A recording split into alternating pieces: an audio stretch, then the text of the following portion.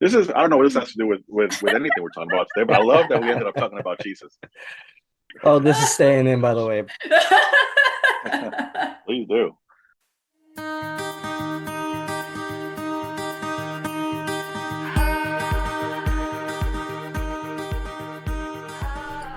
Hi, everyone. I'm Les, And I'm Ashley.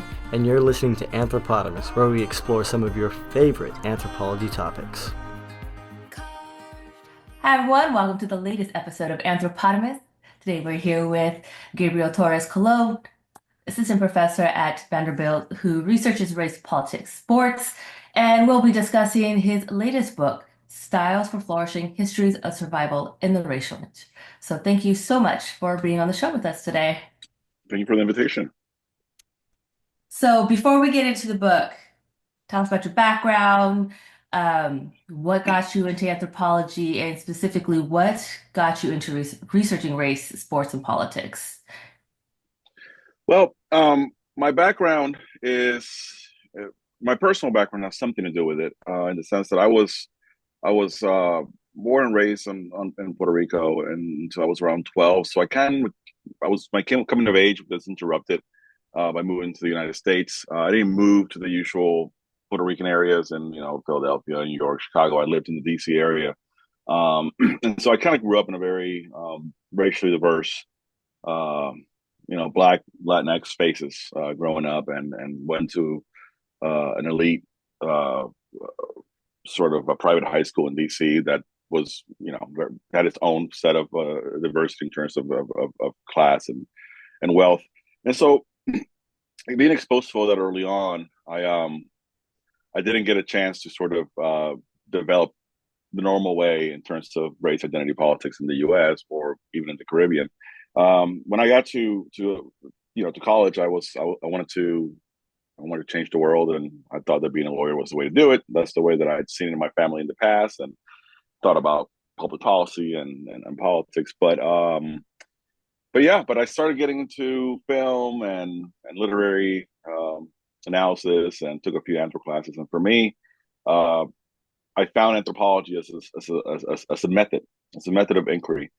I never really fell in love with anthropology as a discipline of studying others, or sort of going into a radically different culture and enlightening ourselves and back home. I mean, I teach that still in my intro classes, but I never bought it, and it shaped me in how I approach the discipline, and specifically this work, which at the end of the day is going to argue that the concept of race can be centralized both theoretically and as a research topic to advanced anthropological theory. So that's kind of like the broad background in my personal life, and sort of going into undergrad. Once I got to grad school, I was sold all in, with doing just traditional ethnographic research. I was trained as a ethnographer and linguistic anthropologist at University of New Mexico, and and I started out in northern Africa, looking at Spanish Christian Muslim relations in the borderland. But from there, the story gets a little bit more windy and complicated. But that's general background. I mean, but technically, since you didn't grow up in a Puerto Rican neighborhood and you went to a private school, studying your own culture, but growing out of it, wouldn't technically you be the outsider still looking in? Yes, yeah. I mean, it depends how you parse it out. Like, I was very annoyed through my early graduate years, because it happened at least a dozen times where people would question why I wasn't studying in Puerto Rico.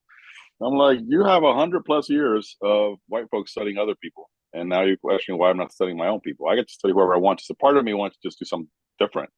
But the real reason that I ended up going to Spain was because my undergraduate advisor, Marty Heisler, was a political scientist by training, um, was turning me on to these new migratory movements that were happening in Europe, especially from Central Europe to the West. But when I got there, early 2000s, it was still those South North migrations that were starting to pick up.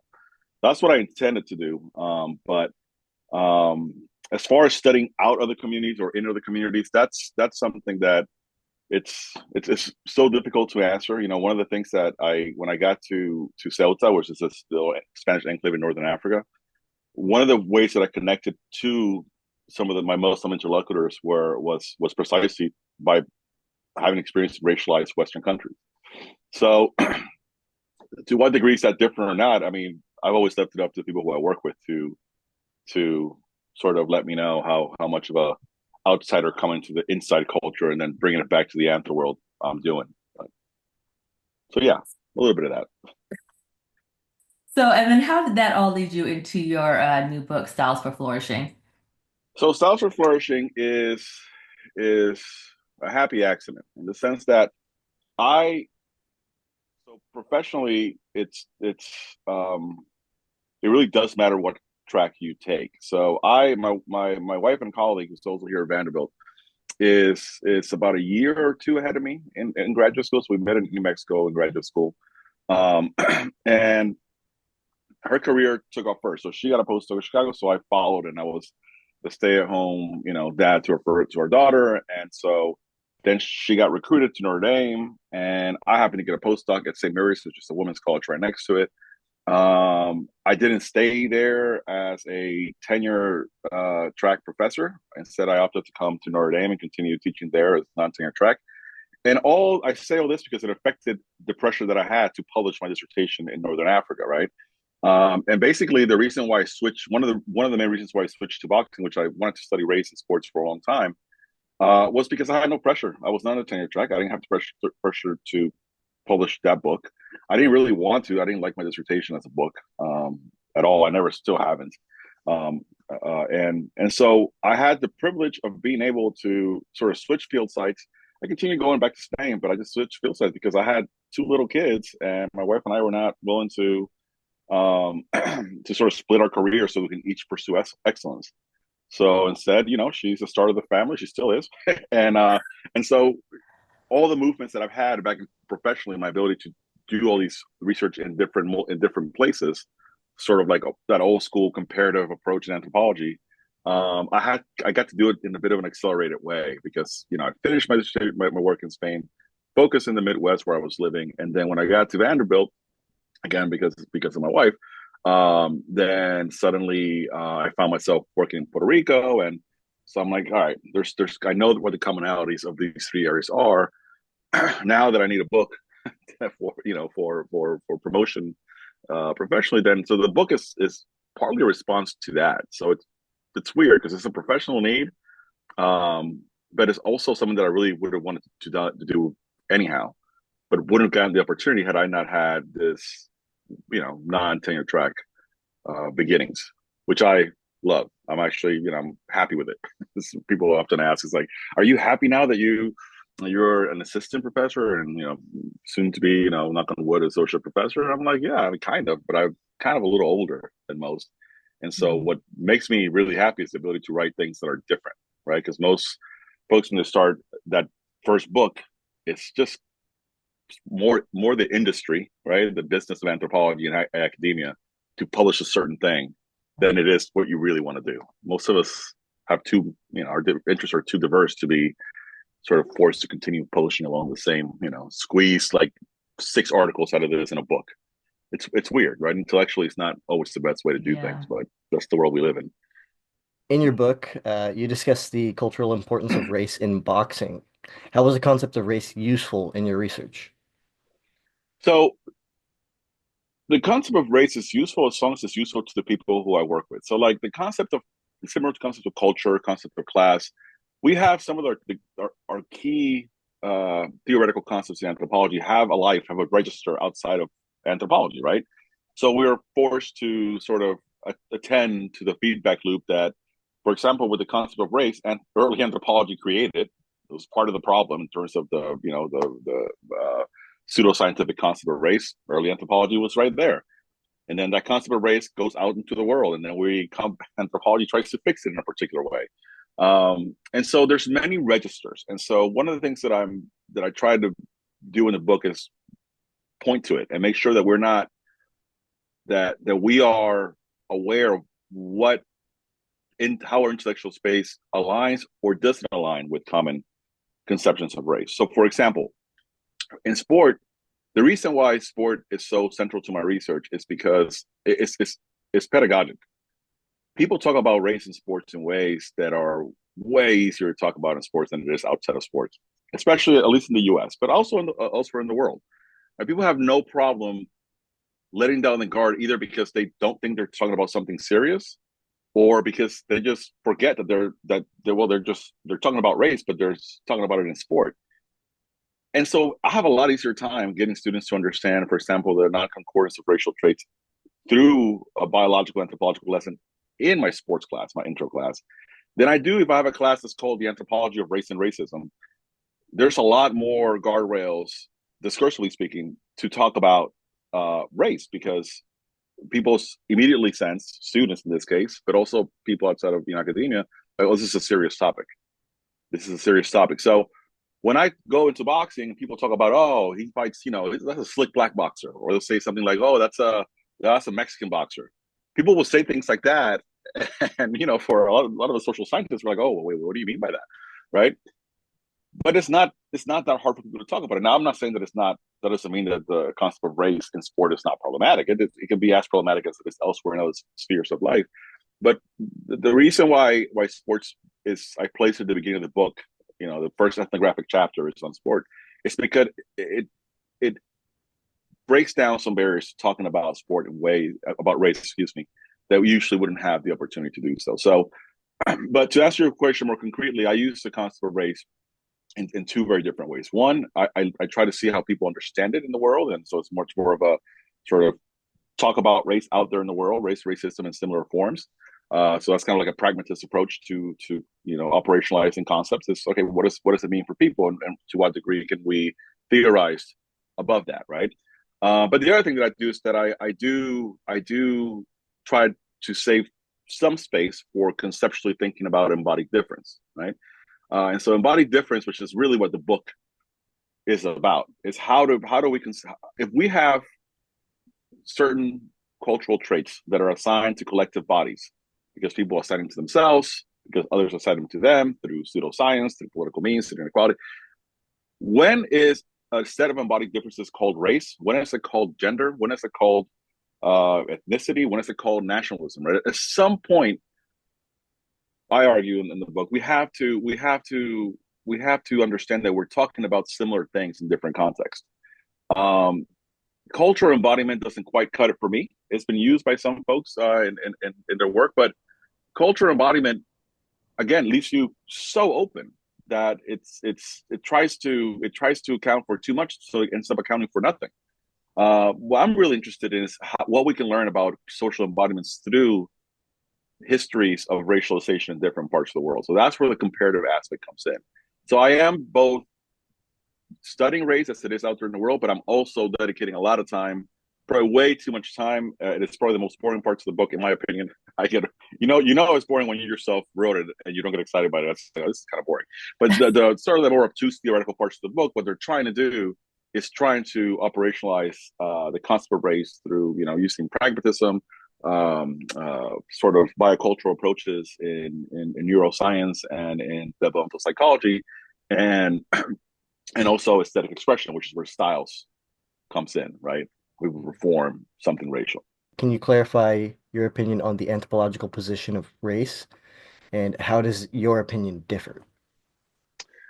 Yeah, so at this point, there's a chorus of people who have been now consistently saying, not just in anthropology, but in sociology and race and ethnic studies, that the race as a social construction critique is very limited.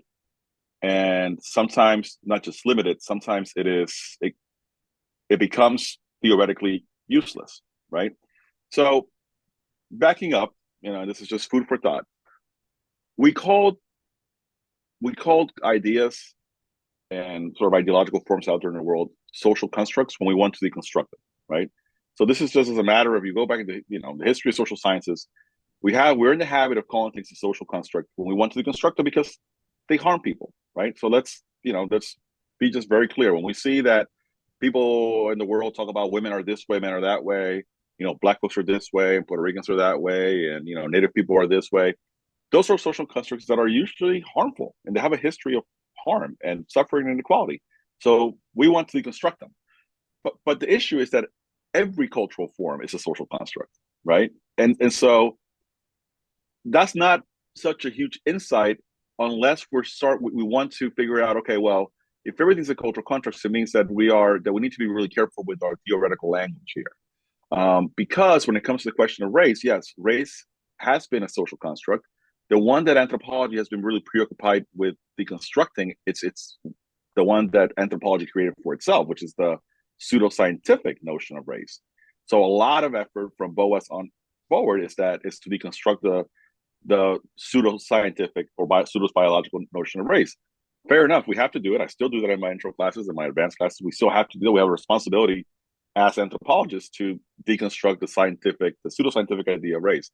However, people live racialized lives in ways that are way more complex than just the pseudoscientific construction of race. Okay, and so the anthropological opinion historically has fallen way short of that, right? And so you have usually BIPOC scholars, you start looking into the 80s, the 90s, who are saying, hold on a second. Yeah, race is a construct, but it shapes my sense of being. It senses our sense of being. We should pay attention to that, right? Historically, this would be a much longer conversation. It's interesting that right at the time that anthropology gets rid of reflexivity, right, of the postmodernist turn, so through the 80s into the early 90s, and then suddenly everybody dismisses it. It's like, oh, this is sort of like a waste of time. People start dismissing it. But the people who both lead that postmodernist charge and get dismissed are all white. It's all white, and you have, for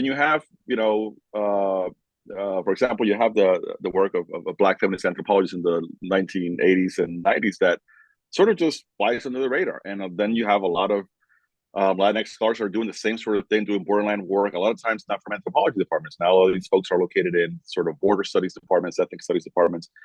And so what happened historically is that the usefulness of self-reflection of being, and in this case in the US anthropology, those anthropologists that come from racialized communities don't ever have the center stage to say, oh, look, this is how being racialized can lead to new anthropological insights.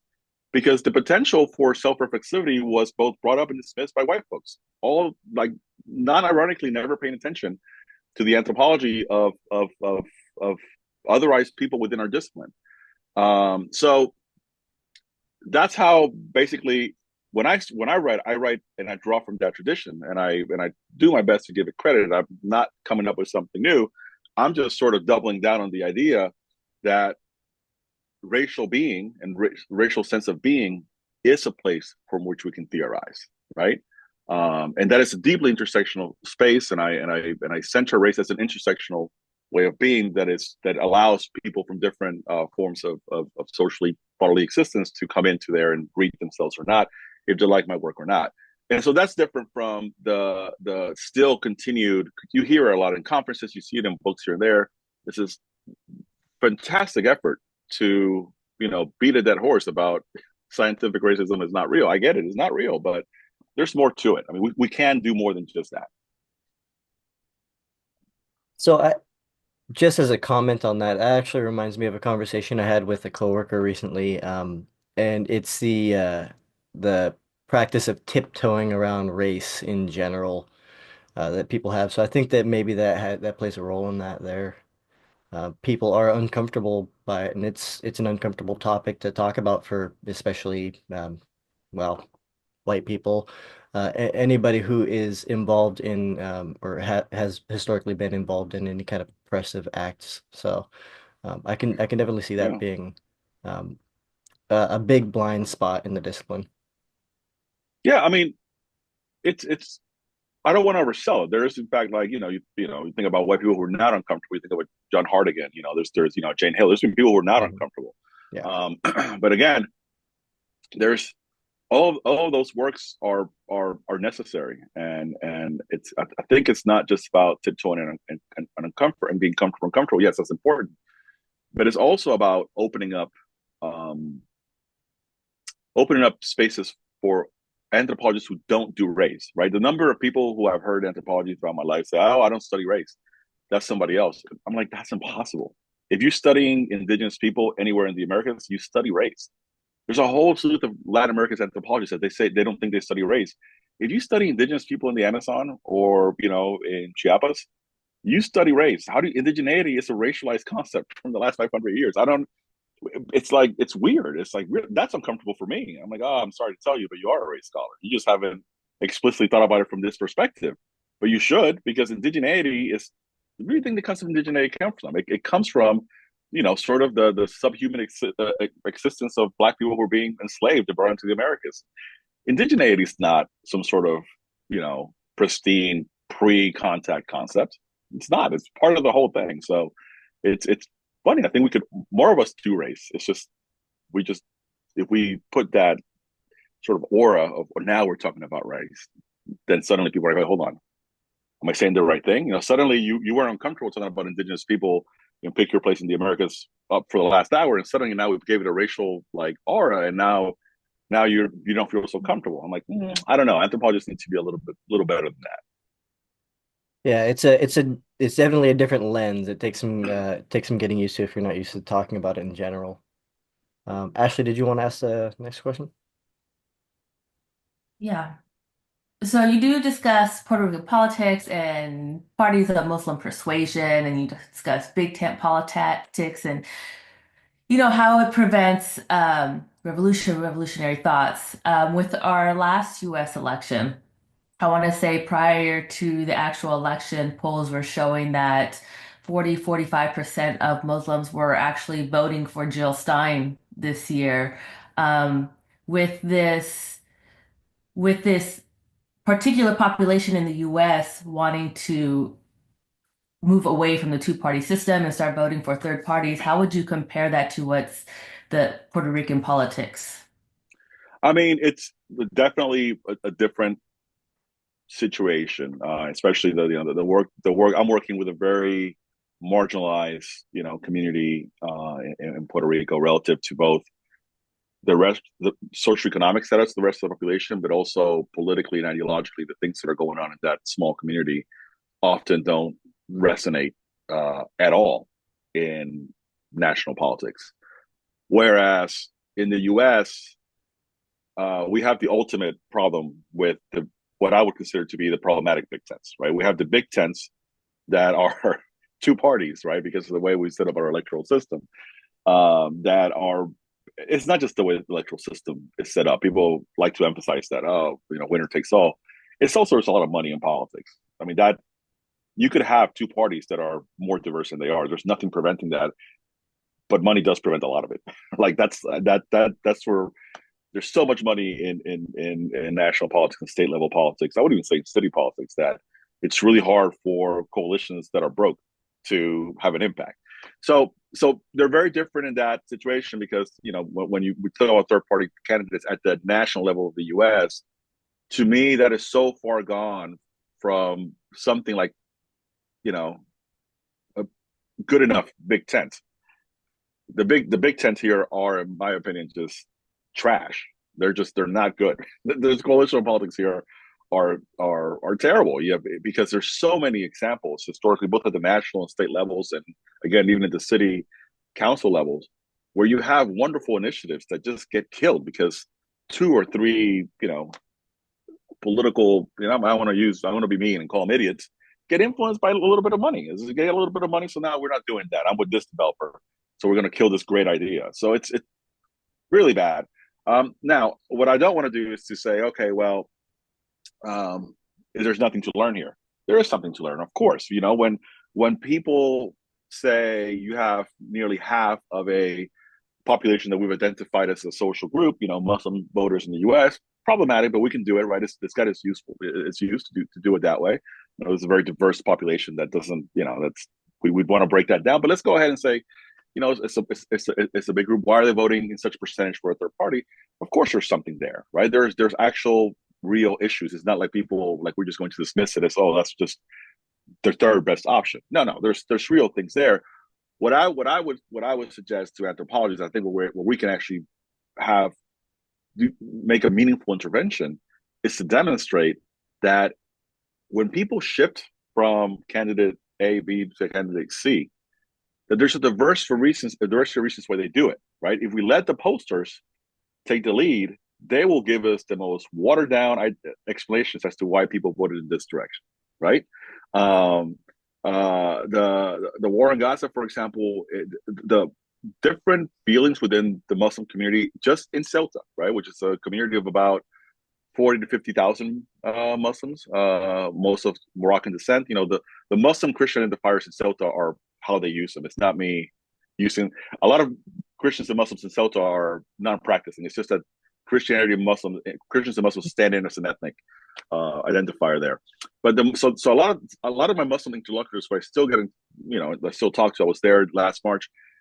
There's diversity of opinions as to why they have a position in Gaza. Now, if you take a poll and say, who do you stand with? And they're going to stand with Palestinians, right? I'm with the Palestinian side, but they're on that side for different reasons and with different political ideas about how politically we solve the issue, right? So in the U.S., it would exactly be the same. And anthropologists, we're in a great position to be the anti-pollsters. We are not going to allow a whole block of, why are Hispanics voting for Trump? Well, they're conservative and and it's like, you got three things. I'm like, really? Like, that's not, we can do better than that. As anthropologists, we can get on the ground and talk to people and really find out how a Mexican American migrant that's been naturalized for years suddenly voted for Trump. Like, let's get that life's history. Let's see how that person landed there. Let's see what contradictions they feel or not feel when they place that vote. Does that make sense? When it comes to coalitional politics, I will admittedly say that the book ends on a kind of, I don't want to say lazy. I wasn't trying to be lazy, but I was trying to purposely not be. That's the next project. This is just like I drew those little diagrams on PowerPoint, and I'm like, that's all I got. I don't got much else, right? Because I'm so focused on the community level that I'm like, look, here's some ideas for coalitional politics, but there's certainly, I'm sure that there could be 20 to 30 anthropologists that come in and like really pick it up and do something serious with coalitional politics, the anthropology of coalitional politics, which is It is could be important to ask cool. those questions. I did take a look at the diagrams there, and a lot of it's a very intricate book. There's a lot of it goes into it, and like you were saying, trying to figure out what a specific person, um, Mhm. has gone through specifically to try and figure out why their political leanings are what they are. That's a complex topic, right? And Mhm. then It just is. extrapolating that to a group level, that would be, I mean, that right there is PhD research. So. Mhm. I mean, it is. I mean, it could be, but I also, I think that there's ways of doing team ethnography. There's ways of people to taking small bites. I mean, I one of the things again, I fell in love with anthropology because it's as a method of inquiry. The idea that you're going to sit with people and let them speak for hours on end, and you check back with them over the years. That to Mhm. me is important. It's not just. I mean, we have as our standard methodology Mhm. respect for people's voices. That we sometimes screw it up once we go write articles and books and teach. It's a whole different story. We're humans. We do anthropology, better and worse. But who cares, right? We are sort of, we demand of ourselves that we at least listen to people, and that sort of be so Pollyannish, but that's very important in sort of being human in this world together, right? To be good together, we have to listen, and so at least our method of inquiry says, hey, yeah, a 10-question survey is not going to cut it. Like, you can't get a degree anywhere in Mhm. anthropology with 10. You have to be respectful and sit with folks and let them speak, Mhm. let them have their say. So I do think it's possible to do anthropology of cultural politics, and I hope that more anthropologists do it. Especially once they get settled in from their initial field work.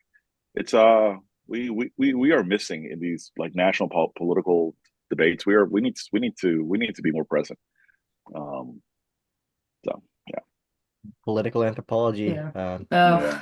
that sounds stressful. I Uh, mean, I will say, let me say let me give you an example of how it can be stressful, but it also for me can be calming. So I live here in the South, and for reasons that are, my son is into all kinds of regular like teenage stuff. But one of the things that he wanted to get into was hunting. I've never owned a firearm my whole life, and but he was curious about hunting. We're in the South; he sees it everywhere, and he got into it for the idea of sort of getting your own food. And so I'm like, okay. So I looked into, I researched ethical, harvesting and sort of how to do this in a way that's respectful to animal life. I put on my anthro hippie hat and I'm like, all right, we're going this way.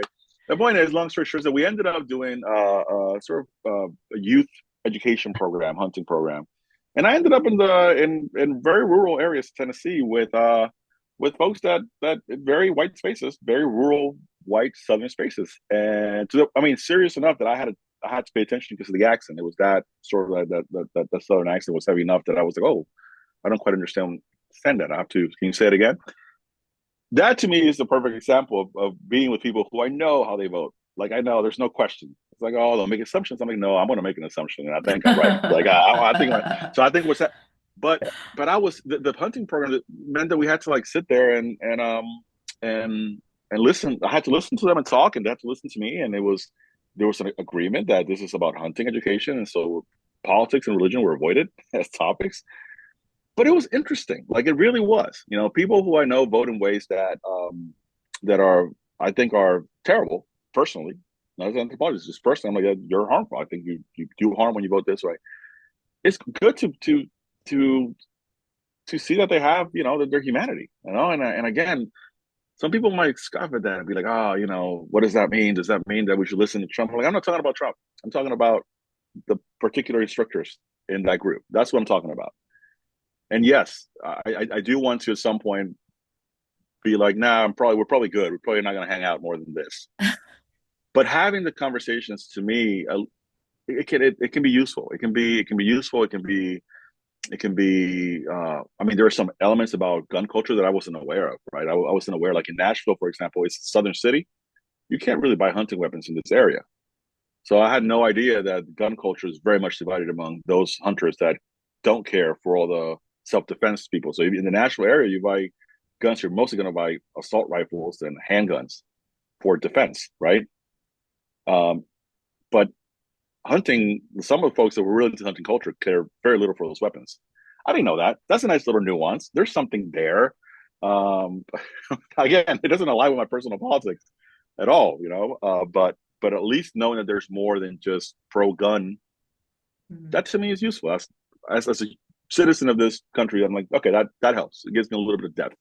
No, I think you're right. I think it's very easy to get party blind. Mhm. And as soon as you see that somebody's on the other side, you just kind of assume you know everything there is to know. So you're absolutely right. And the human aspect is, well, I mean, we're all humans, right? Mhm. But we all have experiences that have led us to where we are. It's just like you were saying before. So no, you're absolutely right. And you're also right about probably wouldn't hang out with them too often after that conversation. But it is okay to have that conversation.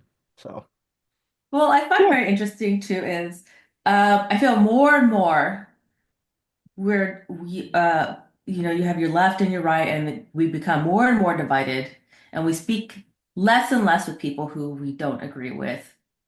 And then we have social media with the only time they keep in contact with people of the opposite opinion is when they're arguing with them. And I think people have forgotten how important it is just to like get away from your screen and talk to people who don't agree with you. excuse And me. then we have people who are, they want to push information and push their opinion, but they don't actually want to interact with the other side. So then really you're Well, just pushing your opinion on people who already agree with you. So what is the point of that? So, I mean, I think about this all the time, and working in archaeology and having to do a lot of monitoring work. A lot of the construction crews are conservative. They're walking around with "Make America Great Again" hats, but they're great people. They're easy to get along with. I mean, I don't think they intentionally want to harm you with their, conservative beliefs. They're people that would go out of their way for you, but I think because you have people have just become so divided and have their opinions about others. It's a little frustrating. It It's, gets frustrating. it's Yeah. polarized. It's difficult to Yeah. have a bipartisan conversation. And I've got a lot of conservative friends or family members and so on that um, well, when they get going, they really do. They really get going. Hmm. It's just kind of a, yeah, you're right. It does become kind of an echo chamber when they're just, talking the same things to people who are, Yeah. agreeing with them. So, Yeah, especially when you have like, you have your people who you out there protesting, working in academia, and they want to change the world, but then they don't want to actually interact with the people they're trying to change. Yeah, yeah. No, I will say on the one of the ideas that I'm working with right now on polarization is, polarization is like it's a relative measure of of how you want to parse it out. So in many ways, Trump can it makes me a little I feel a little sick saying this, but he can claim that he's got a great coalitional tent. He really did because he got more people, and from a racial perspective, right? So our concept of like Hispanic and African American, he got more people from more groups to vote for him than it was expected. That's a form of a big tent looking at a coalition. So you can say, well, that's less polarized. It depends how you look at it. Now, I know what we mean when we say we're more polarized than ever, but I do think we have to remember that there's been greater polarizations, right? Like we're not more polarized now than we were in the 1950s. I mean, it depends how you define it, right? Hmm. Maybe not by voting to. This is Hmm. what I mean about the pollsters. If you let the pollsters tell you we're more divided than ever, I think African Americans throughout the country in the early 20th century would disagree that the current polarization was better than the one it was there, or when the country, had slavery written into the Constitution. Clearly, that polarization was greater than anything we've seen today. And I bring that up not to sort of negate that we're polarized, but the idea is that we've had other polar situations in U.S. history, and I'm keeping it just to the U.S., right? But you'll find that this is the case for every nation state. Um, and so there is something to say, okay, well, we polarize now vis-a-vis the two national political parties. That's how we can measure. That's how all the political science measurements of polarization are taken, right? And they use Valley surveys and stuff like that.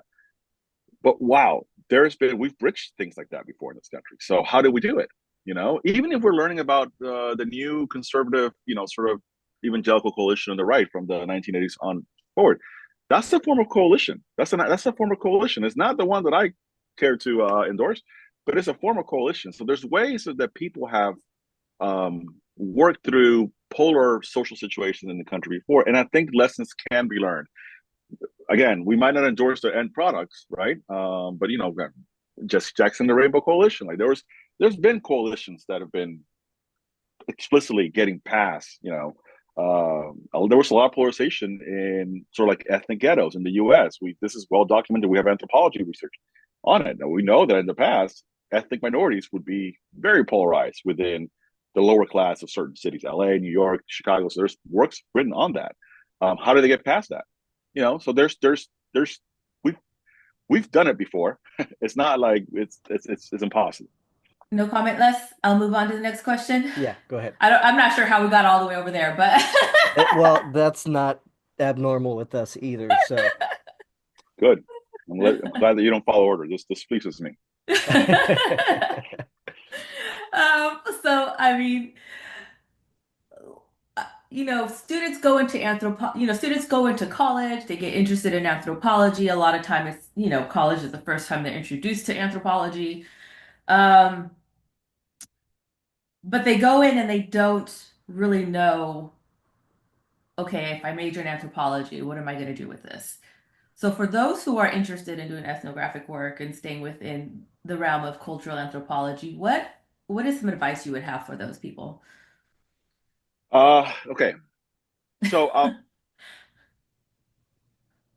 my first advice is to my professional colleagues, which is that we need to be aware that we were not only have we never been a central discipline on university campuses, but we are living in a time where the humanities, and I think anthropology is the humanistic one of the social sciences. The set of humanities and the quality of social sciences are in peril, right? These are objective numbers, majors and minors. There's reasons that have been given, the 2008 financial crisis, COVID. Like there are reasons why universities are getting students who are immediately shutting off the possibility of any sort of liberal arts major. So my first advice is to my colleagues, like, do a better job selling what we do. I split my time. My home is in anthropology here in Vanderbilt, but I'm also the associate director of what used to be American Studies, very interdisciplinary humanistic field. And we switched to something called culture advocacy and leadership because we have no problem engaging in marketing because we understood that American Studies doesn't appeal to a broad range of students.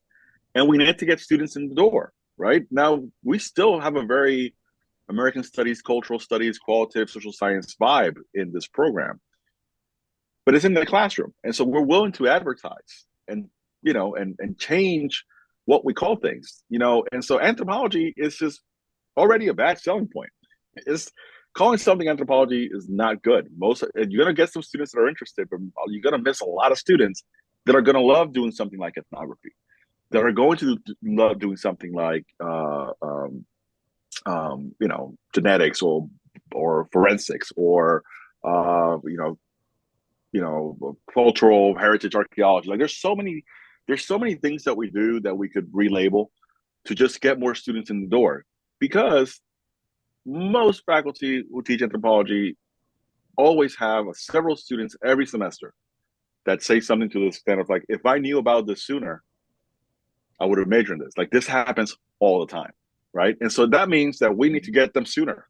How do we get? So I'm currently, so it's kind of like an administrative bureaucratic pitch to anybody who's got an ability to change their course title, change the name of the major, do something. Like let's not go down with the ship, right? We have a good product. I'm completely being capitalistic about knowledge. This is terrible. I'm going to get kicked out from the anthropological community. But I'm speaking in metaphors. But students and their parents look at it as a transaction. So there's a realpolitik here that I wanted. That's why I'm using the language of the market, right? Because students, and they're like, oh, mom and dad are paying for this. So there's a product that you have to sell. So let's be a little more flexible. And for students, my advice is just get in the field, push to just do. The beauty about anthropology is that we can always just do it. Just walk out the door, right? Not to the coffee shop. Just been 5 million ethnographies of coffee shops done already. We need to stop that. That's one thing. A little side. No more ethnographies of coffee shops by undergrad students, even though it's the easiest thing to do. And I did it myself when I was an undergrad. But there's so much more in cities and like university spaces where students can just kind of walk off and do it. So just practice it. Do it over and over again, and don't fall in love with the methods. Forget the tropes that we professional anthropologists say are important. I think that there's so much more room for creativity in anthropological research that we don't really take advantage of it. And so our students should lead the way in that. We should not be pretending to lead students in eras where, technology and media are changing so rapidly, right?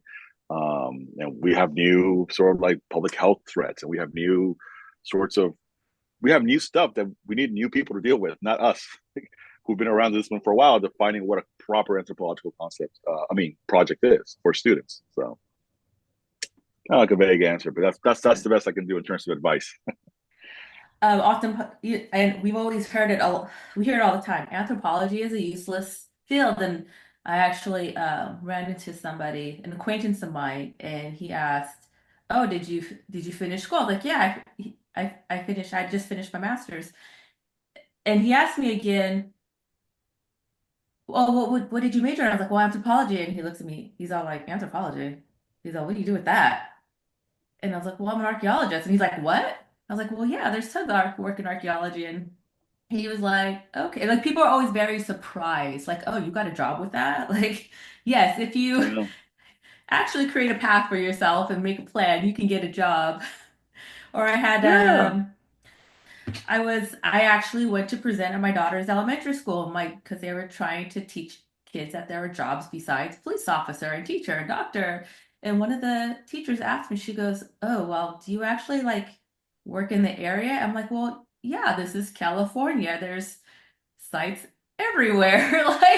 Like how do you, as a teacher, not realize the rich history of California? There's resources and good weather. Of course, there's people been here for thousands of years. There's sites everywhere. There's work. Yeah, I mean, Um, it's the paradox of what we do as anthropologists is something that people already do in their lives. People wonder about material culture. People wonder about human similarities and differences. So there's a natural way of being. It's a folk way, right? I say the folk anthropologist, right? But so I think it's interesting because it's both that can be frustrating, right? I think Clifford Gertson available, like that was his last book. He said something to the extent of the problem with being an anthropologist is that everybody thinks they can do what you do and do it better, right? But at the same time, it also means that we can communicate with people. So the questions people ask about their human worlds are very similar to the way we ask questions. And so we can just say, no, we're sort of just professionals at doing this. This is what we do for a living. We just keep asking those questions and gather all the answers. Whether it's about the past, it's about human biological diversity, whether it's about language, culture. So I think there's a way in which we can position ourselves. I understand why people question, like, yeah, you just go talk to people. But with boxing, for example, right? You just what do you just train and yeah, I just you just did boxing. I'm like, yep, just did boxing. And so it gets really confusing. It's like, how does that work? It's like, well, think of all the questions you've asked yourself when you do anything in life, and that's we just try to actually answer them and gather them together in a coherent way and write and teach and do podcasts, and offer the world a conversation with itself.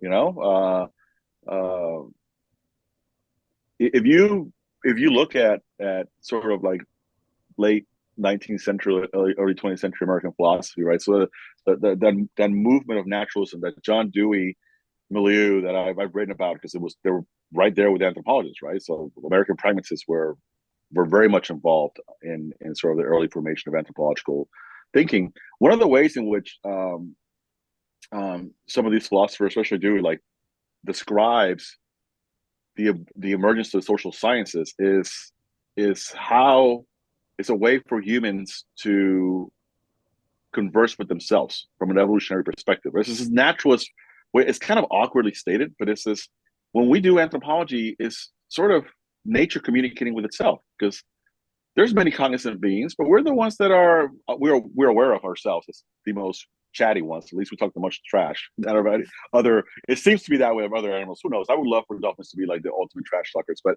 as far as we know, we talk a lot and we sort of create these people loops and say let's reflect about ourselves.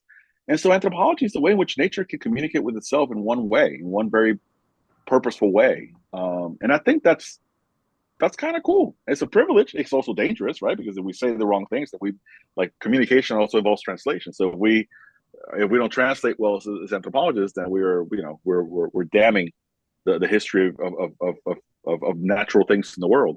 But I think that there's something really cool about the fact that we can sit in those spaces of sort of natural beings reflecting on natural beings through language. It can be perilous, but it can also be enlightening. Yeah, so I like that phrase, giving the world a conversation with itself. I've heard something similar before as humans are the universe experiencing itself. It's a very interesting concept and it's very Yeah. true in a lot of ways. I buy it. I buy into it. I do a lot of, and you see it in the book. I have a lot of, I have quite a bit of pragmatism peppered in there, and it's a cool branch of philosophy. It's essentially all of American pragmatist philosophy. And it's not now. It's just American pragmatism. It's now Americas and global. Um, it's a very inclusive philosophical group of folks, and essentially the way I always summarize this, like joke around with my philosophy friends that are from that sort of orientation, is that you guys are just constantly asking for anthropology. Your solution for a better philosophy is anthropology. And some of them are like, actually, John Dewey went on record saying that anthropology is the promise of the future of philosophy, right? Because it's we are very purposeful about when we say human, we're very careful. We know there's diversity in human, and we're very purposely gathering all sorts of human experiences. So it's we're like applied philosophers for in that way. I think it's a lot like you said earlier. It's very much a lens through which we view whatever field we're in. It's a methodological tool for whichever discipline you're going to work in. So Absolutely. Yeah. Anthropology pairs well with, is it, they talk about pairing wines and cheeses. But anthropology pairs well with pre-professional tracks and all kinds of stuff. We're a good pairing. well, the question is, are we the wine or the cheese? I like to think we're the cheese. Yeah, so less serious of the two, right? The wine's Yeah, a little bit too pretentious. you're right. You're right. We'll let pre-med be like the wine, and then Yeah, we're the cheese pairing. So, I mean, everybody likes cheese, so. you got a point. Even people who can't have cheese like It's true. cheese. Yeah. well, now they have this plant-based cheese. That's also, I have to say, I kind of like it. My wife does Really? a lot of plant-based stuff. I kind of do. Once it's melted, I go for it. I go for it. I might have to look into that. I might have to look into that plant-based It cheese. wasn't when I was vegetarian, it wasn't the greatest, but that was like 20 years ago. So They changed them. I was I'm sure surprised. I it's was the same improved. way. Yeah, I used to be like, nah, because I had it early on when it first came out, but now they have like smoky flavors, and it's like, no, this is, and it's actually it goes down lighter because it's not milk based. If you want to have, Huh. I don't know, sometimes before I go out for a run, I'll have like a grilled cheese with plant based cheese, and it's much easier for my system to start like go and exercise Huh. after that. Whereas if I put ham and cheese, like like lactose cheese, it's a bit heavy. I don't know what this has to do with anything we're talking about today, but I love that we ended up talking about cheeses. Oh, this is staying in, by the way. Please do. Oh man, okay. So what are you working on now or planning to work on next? Yeah, so I'm finishing up the life history of Eva Young Jones, who's in this book. That's her name. Her actual name is not a pseudonym because she doesn't want a pseudonym. She wants to be known. And part of the work, what I'm working on is just that. It's sort of looking at the invisibility of women and Black women in particular from the 1980s until the present time. So I'm following her. She was a 3-time world champion in boxing, a 14-time world champion in points karate, and she was from the era where there was a lot of those champs were being brought to Hollywood to do acting, and ninja and karate movies were big. So I'm looking at how she was systematically ignored as a Black woman coming in the world sport, but also laying down the groundwork for the contemporary rise of women and women's sports. I mean, we are living in a. I mean, it's really cool. We just got pro lacrosse, we got pro volleyball leagues coming up, and so women are really starting to enter a space in sports that is way overdue, right? So this is a way of me of both, being respectful to the time she spent with me, allowed me to work in the boxing gym, and also a way of honoring her and kind of giving her a place in U.S. Modern history, sports history, but also women's history. And then, so that's the book project that I'm finishing up next, and I am really working on this coalitional politics thing. So that's my next sort of research project that's going to involve field work. I haven't quite figured it out yet, in the sense of I want to do comparative politics from an ethnographic perspective, but I don't know what that looks like, and it's probably going to involve team of ethnographers looking at coalitions in different parts of the world. But ideally, they'll be young folks who are have the energy to move around the world that way. So then would you say you are considering graduate students who would be interested in that topic? Sure. Yeah, we have small classes here at Vanderbilt. We take our classes are about 4 to 5 students every year. But I am looking for graduate students who are interested in working in questions of racial experience uh, and coalitional politics broadly defined and in many ways. And so I do have, yeah. I mean, I get to get student faculty here. I get to have a student once every few years, right? So we're happy with that. And Vanderbilt is proud to be a small program. We're 4 fields, so that means that we're bringing in, one archaeologist, one biological anthropologist, cultural anthropologist, and maybe one more of the others. So small classes, but yeah, I would love to to have students or colleagues elsewhere, right? It doesn't have to be students here. I do think that there's much work to be done, and again, ideally, it's not a work that I want to. That sort of work I don't want to do for myself as much as I want other people to sort of feel empowered to do something. If it's worth their while, maybe it's not a great idea, right? Maybe we should go about it another way. Maybe coalitions are too much of a neoliberal compromise in modern times, and I'm open to that. Like I really am. If somebody says like, yeah, neoliberalism has compromised all coalitional politics in Euro-American spaces, I could be convinced of like, okay, yeah, you're probably right. So it's not like I feel that the silly diagrams that I come up with at the end of the book are the answer. They're just a suggestion. And I do think that we have to be open for those ideas to fall flat. But if they can go somewhere, hey, holler at me. I'm happy to converse. It should be that. It would be ironic for a project in coalitional politics to involve one person and no coalitions. That would be not good. So, in my mind, it needs to be like only a diverse coalition of people, anthropologists, social scientists can come together and do this sort of research well. Well, thank you again for being on the show. Once again, we're discussing the new book, Styles for Flourishing, Histories of Survival in the Racial Niche. And can you tell our listeners where they can find your book at? So if you go to the homepage of Columbia University Press, they'll have it there. And then Amazon has it. Yeah. And I don't know, some other books, I actually don't know. I didn't take the time to look other than those places. I don't know. Talk about neoliberalism. I don't have any depth of like where else, but I think those are the only two that I'm supposed to send people to the Columbia University Press. I think that's what I'm supposed to do. So go to the Columbia University Press and look for Styles of Flourishing. Well, if you don't want to support Amazon, strikes are going on. That's what I'm saying. I feel bad. I'm like, no, go to Columbia. Support publishers directly. Academic publishing is in a bit of trouble, so we need as much support for the press as possible. So I'm pretty sure it's all available hardbook, paperback, and ebook. Okay. Yeah. All right. Well, thank you again for being on the show. And until next time, you guys can find us on Instagram at Anthropotamus, on TikTok and Twitter. Bye. All right. Thank you so much. Thank you all for listening. Distribution of Anthropotamus is in collaboration with the American Anthropological Association. Please continue to follow us on Instagram and Twitter at Anthropotamus for our latest episodes, show notes, and book discussion schedule.